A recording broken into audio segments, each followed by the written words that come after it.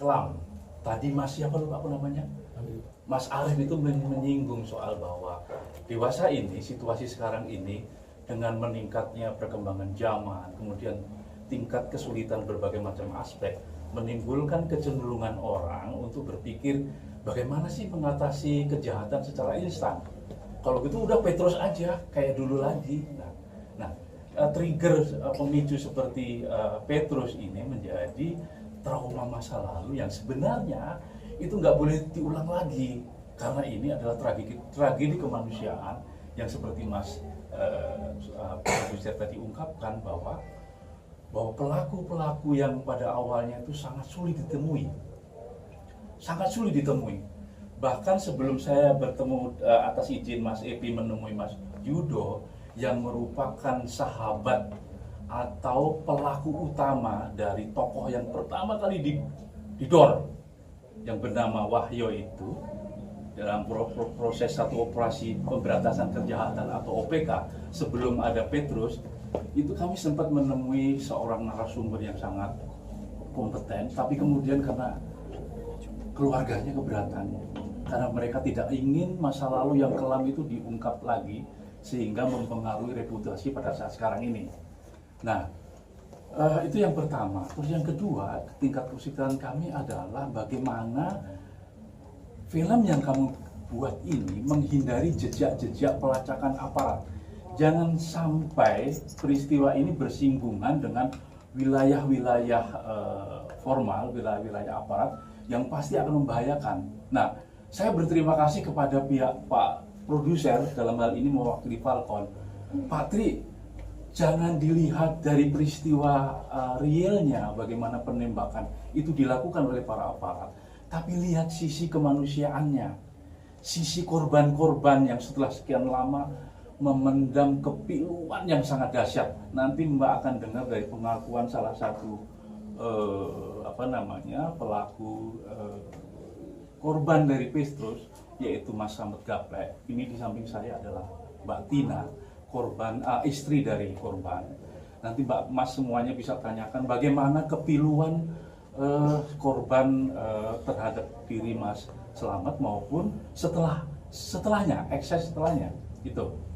Baik, saya akan mengemukakan premis dari film ini ya, supaya kita bisa berpegangan dari arah mana kita melihat film ini.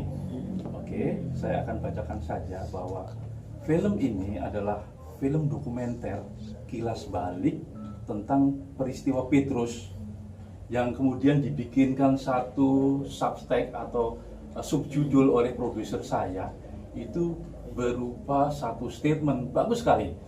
Petrus gerakan tanpa pikir panjang, yang menginterpretasikan bahwa di balik satu gerakan itu ada banyak pelanggaran yang dilakukan oleh katakanlah oleh pihak-pihak penguasa Orde Baru pada saat itu.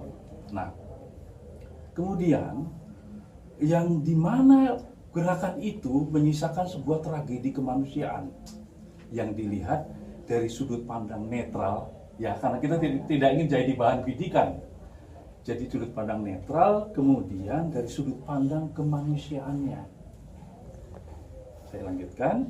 Diawali dengan peristiwa ditembaknya Wahyo, seorang jagoan Jogja yang sangat disegani, disusul ditembaknya Slamet Gaplek. Saya perlu diketahui, Wahyo punya sahabat karib, beliau adalah Mas Yudo, yang langsung mengetahui awal mula terjadinya Petrus, yaitu OPK, Operasi Pemberantasan Kejahatan pada tahun 1981 sampai 1983.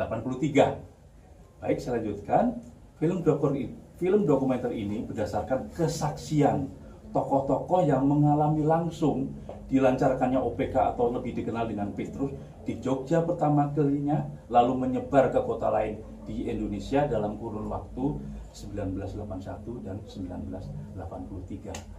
Baik, hanya sampai di situ dulu. Saya kembalikan ke moderator. Confession, pengakuan, pastilah